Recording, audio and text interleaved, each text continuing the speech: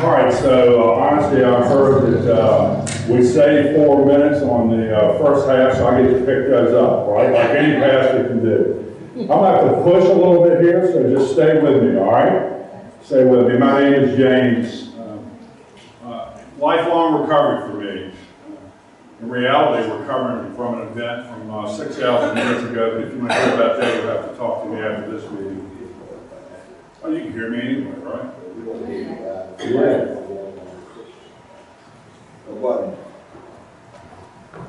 Let's start over again. Right? Right? Hey! You got me, right? Having had a spiritual awakening in my life, I believe I've been set free from the bondage of addiction. Despite my spiritual encounter, it seems as though the addictive alcohol, drug, and sex gene, well documented over generations of the Reid clan, has been passed on to the next generation of the Reids. Today, I pray without ceasing for one member of that next generation who was overdosed 5 times. Today also, I take on the role of father for a grandson who would never know his dad, who died from complications related to this thing we call the opiate epidemic. The fight goes on. I am but one voice in the wilderness, grateful that there are others, and humbled to share this platform with the others who have contributed tonight. Currently, I serve as a pastor at Celebration Church and Outreach Ministry, overseeing what we call residential discipleship, recovery, if you will, and reflecting on tonight's Care Talks topics, which is multiple pathways to recovery. I could not help but think of the churchgoer asked his pastor what the best translation of the Bible was. The answer, the one that you will read. I use the same question for us tonight. What is the best pathway to recovery? The one that works. The fact that a pastor, a church man, if you will, can stand here tonight is supported in the history of recovery. Dr. Benjamin Rush, who coined the term alcoholism, recognized the importance of religion to those suffering. In his day, in the mid-1800s, drunkards sought out religious revivals, conventions, lodges, tent meetings, and missions in their battle against alcoholism. Reformed drunkards began to share their testimonies in public of how God had transformed them. You see, a spiritual experience was the norm for the pioneers in recovery. Jerry McCauley, who some say was the founder of the rescue mission movement, experienced a religious conversion in Sing Sing prison. McCauley described the event. These are his words. He said, all at once it seemed as if something supernatural was in my room. I was afraid to open my eyes. I was in agony and the tears rolled off my face in great drops. How I longed for God's mercy. Just then, in the very height of my distress, it seemed as if a hand was laid upon my head and these words came to me. My son, thy sins, which are many, are forgiven.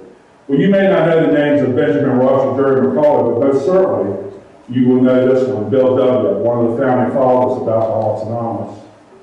And I believe a man ordained by God himself. In December of 1934, Bill Wilson was in Towns Hospital off Central Park in New York City for what would be his last detoxification. During this hospitalization, Bill had a dramatic spiritual experience. Bill describes it in the history of AA. These are Bill's words. My depression deepened unbearably. And finally, it seemed to me as though I were at the bottom of the pit. I still gagged badly in the notion of a power greater than myself, but finally, just for the moment, the last vestige of my proud obstinacy was crushed.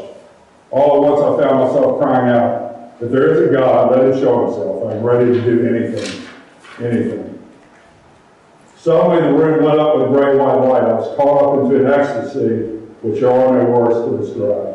That was an experience that Bill had. Fast forward almost a century. John and I have become the most unlikely pair of Batman and Robin that you'll ever see. There's a gospel, and then there's a gospel according to John. Right? And we sat together at a luncheon one day, and I shared these words with him. Do not conform to the patterns of the world, but be transformed by the renewing of your mind, so you can test and approve what God's will is. His good, His pleasing, His perfect will. Much like Carol spoke tonight, we can't afford at this point in our battle against drug addiction and alcoholism to be territorial. Recently, I completed a dissertation for my doctorate. No new revelation in it. 3 factors that I believe influence, and I believe the evidence supports, successful recovery. An understanding of the spiritual disciplines. Growth in the area of skills, particularly around coping skills. And then last but not least, but I think the most important, engagement in a like-minded community. Isn't that what we're doing tonight? It's about a like-minded community. In research, I came across several other things, several other writings. One was written by a guy named Solomon, who was said to be the wisest man of his time. Now, he had 700 wives and 300 concubines. So we couldn't question that. That's nothing against anyone who said here. I just want to go on record. But he said this. He said, 2 are better than 1 because they would be a return for their labor. If either of them falls down, one can help the other up. But pity anyone who falls and has no one to help them up. And then there's another from an unknown writer. And let us consider how we may spur one another on towards love and good deeds, not giving up meeting together.